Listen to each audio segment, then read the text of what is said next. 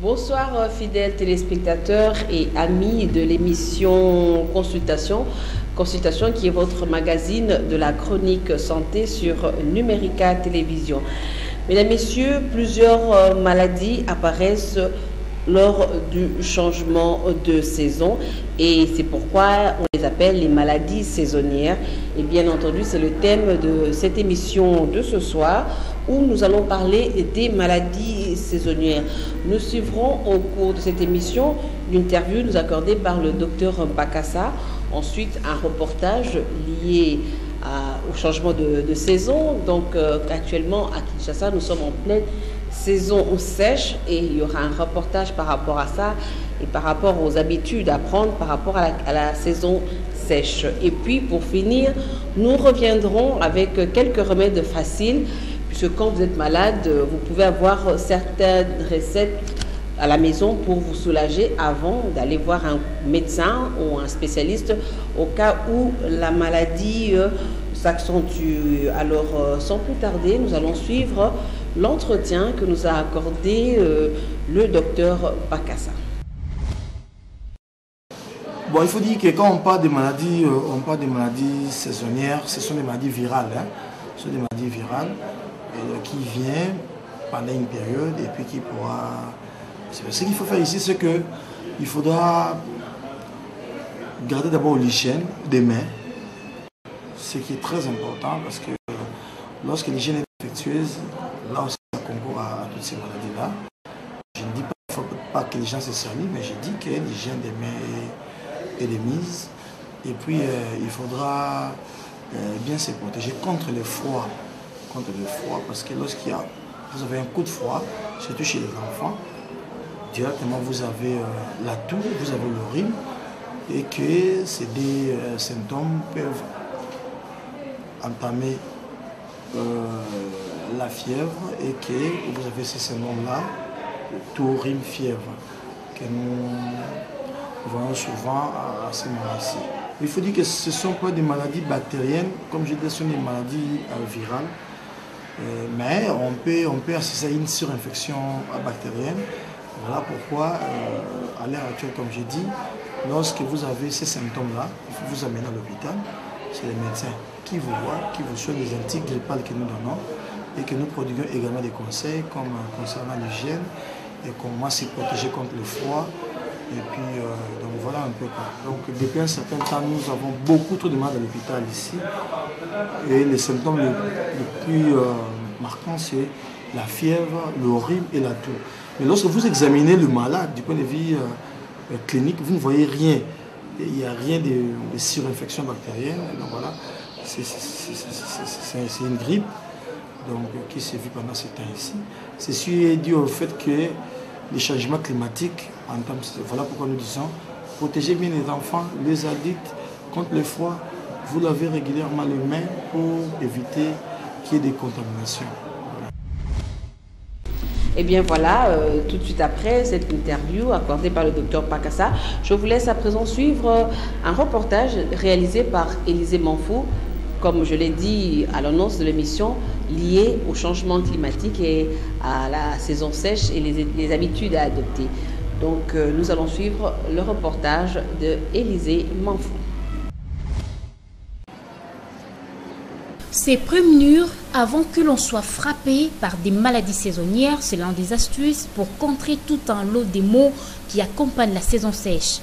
L'absence des pluies pendant cette période entraîne la montée de la poussière qui à son tour occasionne la toux, les rhumes, les maux de tête et la fièvre. En connaissance des causes, certains parents prennent déjà des dispositions pour protéger leurs enfants en se procurant des tricots grand marché. Le froid de la saison sèche s'est fait déjà sentir. Alors pour protéger mes enfants contre le rhume, la toux et autres maux, je les achète déjà des tricots.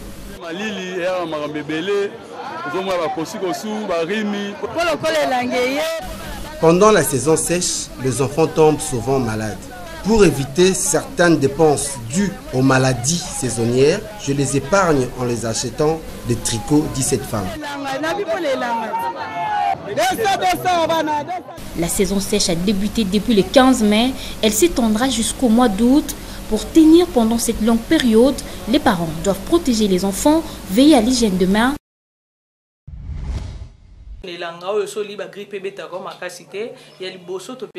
Mama ya malili to pekisi yo kolia kabutu soki olingi na vie na yo lobi okutana ba maladie te lokola ba gastrite ba tension ba diabète tika na yo kolia kabutu tozo ebisa batu pona ilanga oyo tolobaka nyonso ndeko mobali to mwasi ozolanda mimikumbu yekolaka na vie koma ba pirijaka kobomba maladie te na colonne yo so to rotondisa poubelle na nzoto pirijaka après 2 semaines to après 1 mois et osala yo bien à part yango tolobi kolia butu te et puis tant ozoluka olia ba 19h 20h fota la biloko olia biloko mususu ezana ba nango balia kango mais muto yo azolia mingi na journée na butu aluki ata mwa batika kato mwa spaghetti mwa ni na sali akoza quand même ça va et puis kolia ba salade otozoloba to expliquer ki yango ko sala yango concombre tomate ananas céleri oko couper yango ozolia na place ya masanga mingi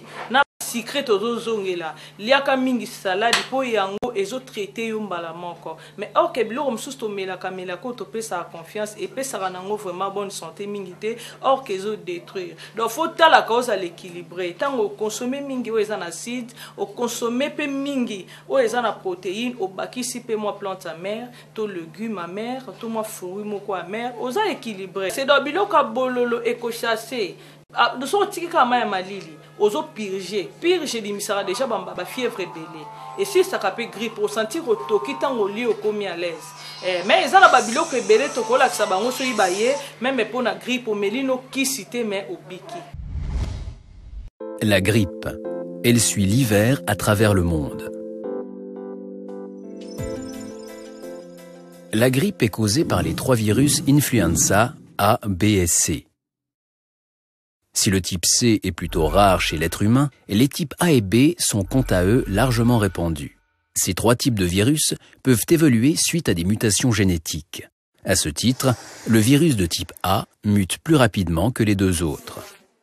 Différentes souches de virus sont responsables de la grippe. Les souches virales, qui circulent en hiver et sont à l'origine des épidémies de grippe, évoluent d'année en année. C'est pourquoi il est nécessaire de se faire vacciner tous les ans contre la grippe. D'autant plus que le vaccin n'est généralement efficace que pendant 4 à 6 mois. L'incubation, la période entre l'infection et l'apparition des premiers symptômes, dure habituellement d'1 à 3 jours. Les personnes touchées sont généralement déjà contagieuses 1 jour avant l'apparition des premiers symptômes de la grippe. Il est donc tout à fait possible de transmettre le virus sans le savoir avant l'apparition des premiers signes, par exemple en éternuant ou en serrant la main de quelqu'un. Un adulte reste contagieux pendant 3 à 5 jours après l'apparition de la grippe. Les enfants, quant à eux, peuvent l'être 10 jours durant.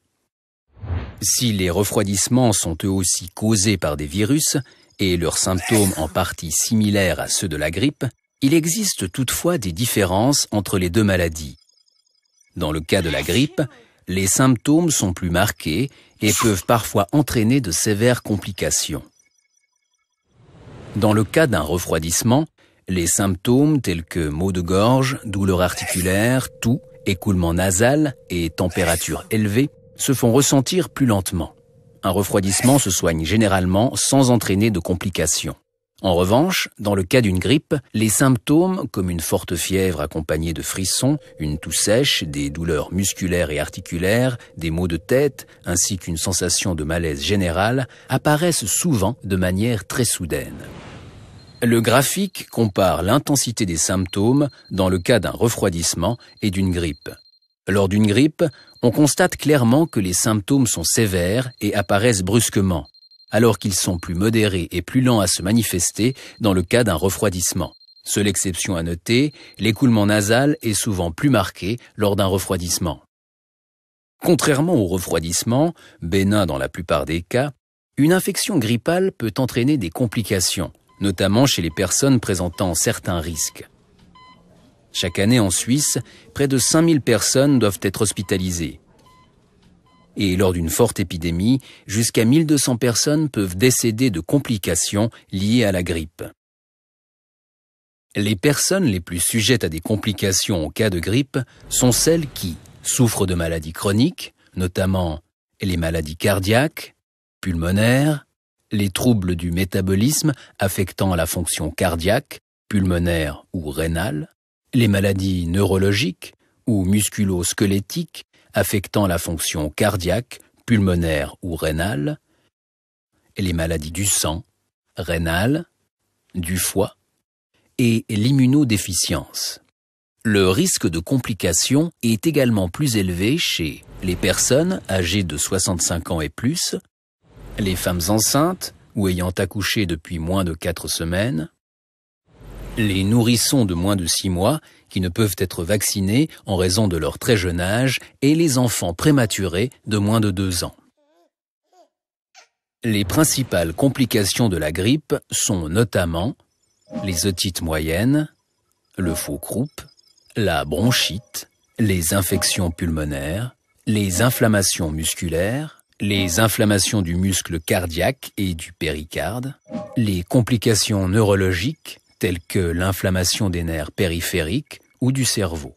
Souvent, ces complications nécessitent une hospitalisation et peuvent parfois s'avérer mortelles. La grippe se transmet par gouttelettes. La transmission directe de personne à personne se fait par les éternuements ou la toux. La grippe est transmise de manière indirecte lors de contacts avec des surfaces contaminées par des sécrétions des voies respiratoires. Les virus conservent leur potentiel infectieux pendant un certain temps sur ces surfaces. Il est ainsi possible de s'infecter en touchant par exemple une poignée de porte, puis en portant sa main à son nez, sa bouche ou ses yeux sans s'être lavé les mains. Des mesures d'hygiène simples peuvent réduire le risque de transmission en cas de grippe. Toussez ou éternuez dans un mouchoir en papier ou dans le creux de votre coude. Lavez-vous régulièrement et soigneusement les mains à l'eau et au savon ou utilisez un désinfectant. Si vous ressentez les symptômes de la grippe, rentrez immédiatement chez vous et restez-y tant que vous n'êtes pas complètement guéri. Si vous présentez des symptômes respiratoires, portez un masque au travail. Ces mesures d'hygiène permettent de diminuer le risque de transmission sans pour autant l'exclure totalement. Le vaccin saisonnier contre la grippe offre une meilleure protection.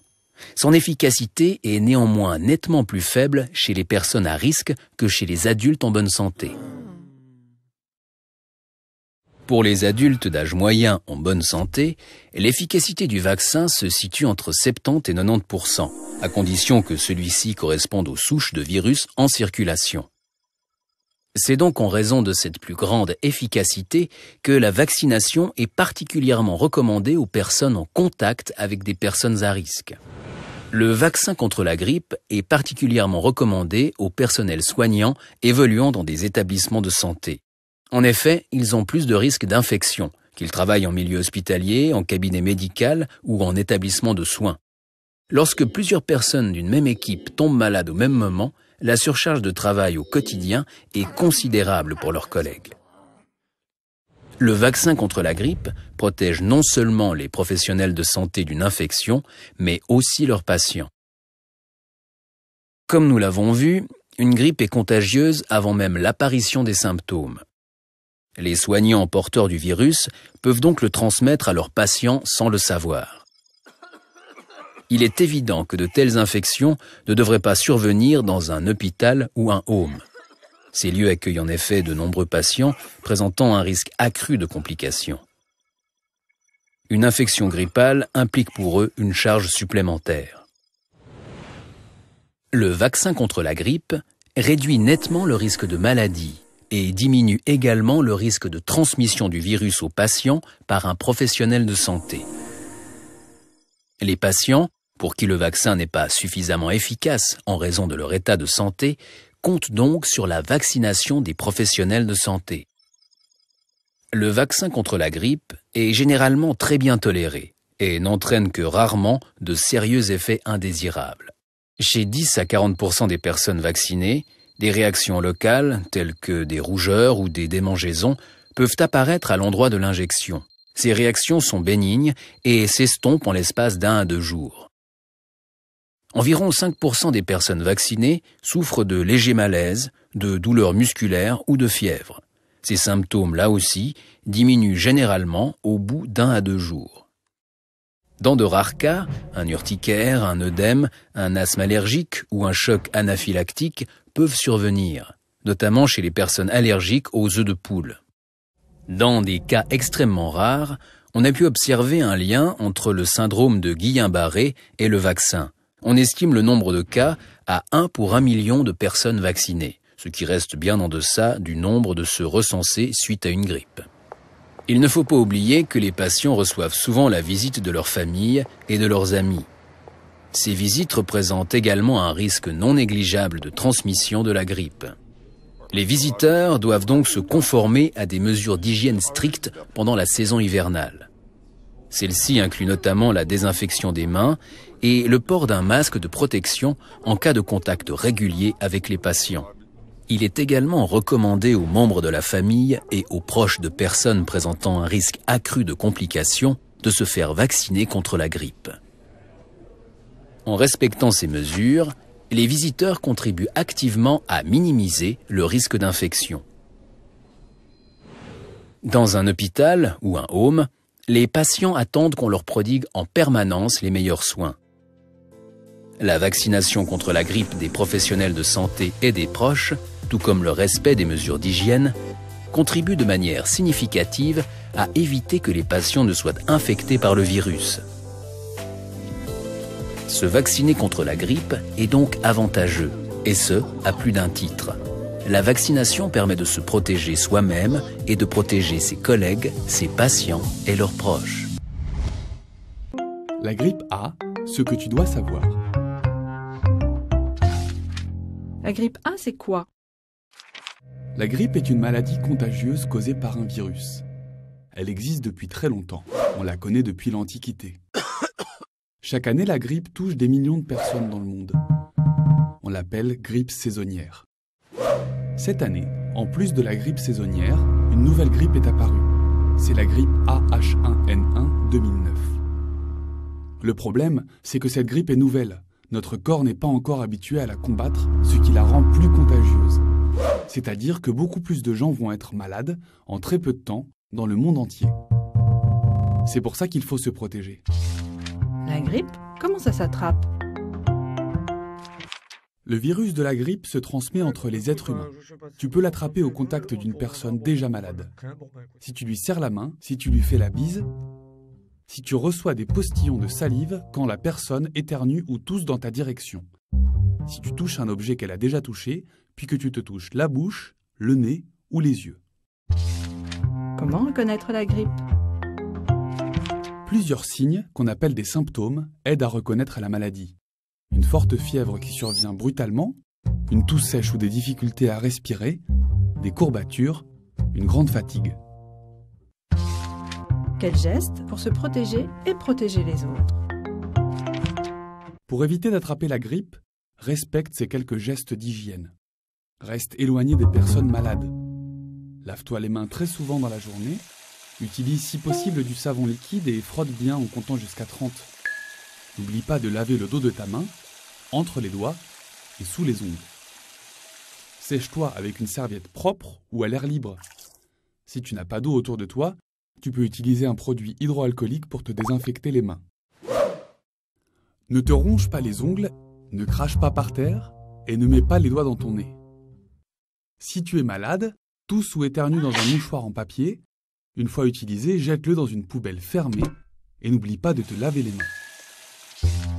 Pour éviter d'attraper la grippe ou de la donner à quelqu'un d'autre, respecte bien ces gestes. Si tu te sens malade, parle-en à tes parents, ils sauront quoi faire. Voilà, nous allons maintenant parler de quelques recettes que vous pouvez appliquer chez vous sans consulter le médecin. Lorsque vous êtes attrapé par une de ces maladies saisonnières, nous avons parlé de la toux, du rhume, de l'angine et tout ça. Par exemple, pour l'angine, vous pouvez faire un cataplasme de pommes de terre. Ça signifie que vous prenez quelques pommes de terre, vous les râpez et que vous mettez dans une casserole avec un peu d'eau jusqu'à obtenir une pâte, une forme pâteuse avec la pomme de terre râpée avec un peu d'eau. Laissez refroidir la préparation et l'appliquer au niveau de la gorge avec une serviette. En tout cas, répétez ça 2-3 fois par jour, ça soulage rapidement l'angine. Vous pouvez aussi faire le gargarisme de sel. Ça signifie, vous prenez une cuillerée à café de sel que vous mettez dans l'eau tiède, 50 centilitres peuvent suffire. Nous avons dans nos marchés des bols avec des graduations, avec des litres. Vous voyez, vous prenez ce petit récipient avec les graduations, vous aurez 50 centilitres d'eau, vous mélangez avec le sel, c'est qui vous donne de l'eau tiède, et vous faites le gargarisme. Ça ne serait pas très poli que je vous montre comment on fait le gargarisme. Vous prenez de l'eau, vous le gardez jusqu'ici à la gorge et vous faites des petits et 2 ou 3 fois. Ça soulage aussi l'angine. Autre remède, comme on les appelle, les recettes de nos grands-mères, de nos grands-parents, c'est le sel, citron et miel. Pour toujours vous soulager contre l'angine, vous prenez un mélange de jus de citron que vous pressez, une cuillère à café de miel et un peu de sel. Vous faites la même opération avec le gargarisme, en tout cas, ça soulage les maux de gorge. Si, par exemple, pendant cette saison sèche, vous attrapez la grippe, vous pouvez prendre de l'eau bouillante que vous mettez dans un récipient avec quelques 30 ml de jus de citron. Vous mettez cette préparation, le jus de citron et l'eau, vous vous recouvrez avec une serviette assez lourde et vous respirez la vapeur, vous inhalez cette préparation-là. En tout cas, ça peut vous soulager contre le rhume et la toux. Et pour un remède efficace aussi pour la toux, c'est le miel mélangé à l'oignon.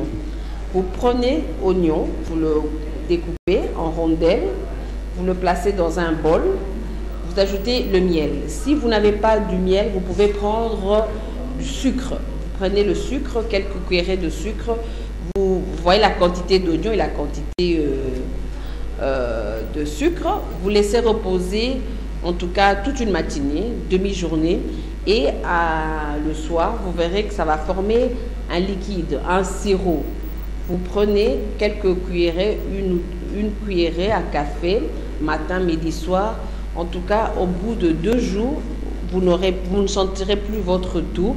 En tout cas, c'est un remède très efficace que nos grands-mères faisaient dans le temps et qui peut aussi être utile maintenant au lieu de recourir toujours aux produits chimiques. Il y a parfois des recettes naturelles comme ça qui peuvent guérir. Et pour terminer, un mélange qui peut soulager les maladies saisonnières, les grippes, les toux et les rhumes.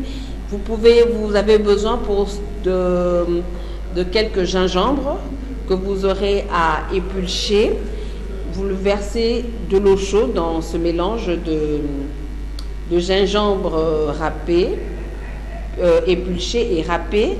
Vous mettez un peu d'eau, vous mettez le jus, cette formule-là, gingembre et eau, gingembre râpé et eau. Vous portez ça à ébullition et quand vous voyez que ça fait un mélange, vous le retirez, ça fait une sorte d'infusion et laissez refroidir cette préparation filtrée.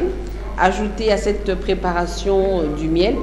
Le filtrer, pourquoi? Pour enlever les résidus de gingembre qui sont pas très faciles à digérer dans la gorge, surtout quand vous avez mal à la gorge. Vous prenez le jus de gingembre que vous mélangerez avec du jus de citron et le miel et vous buvez une demi-tasse d'eau par jour, en tout cas 3 fois par jour, matin, midi, soir. En tout cas, au bout de 2 jours, mesdames, messieurs, je sais que vous allez vous sentir bien. J'espère que les leçons apprises ont été bien assimilées plutôt. Ne manquez surtout pas chez vous en cette période de saison sèche du citron à la maison, du miel, du sel et comme je l'ai dit tout au début, le cataplasme de pommes de terre.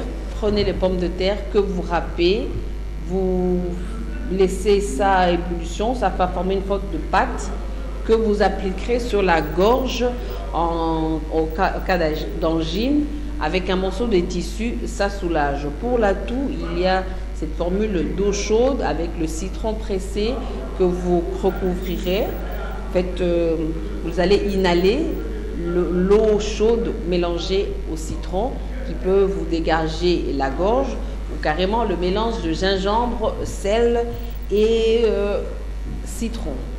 C'était là l'essentiel de cette émission. En tout cas, comme recommandation, couvrez-vous bien en cette saison sèche, surtout au niveau de la gorge. Il y a des écharpes, il y a des pulls.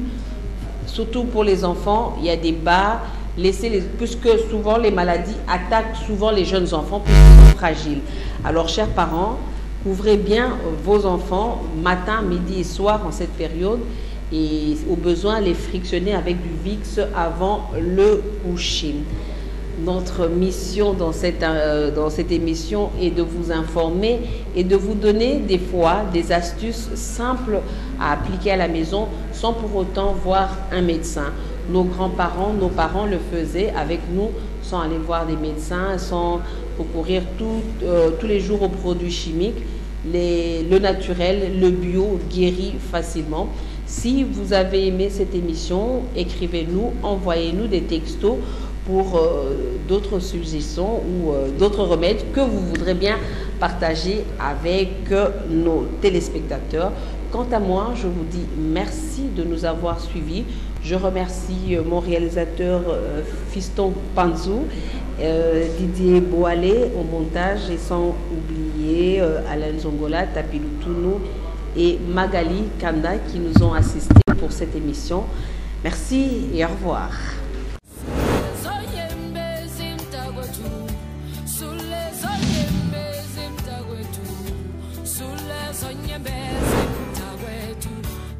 Caesar.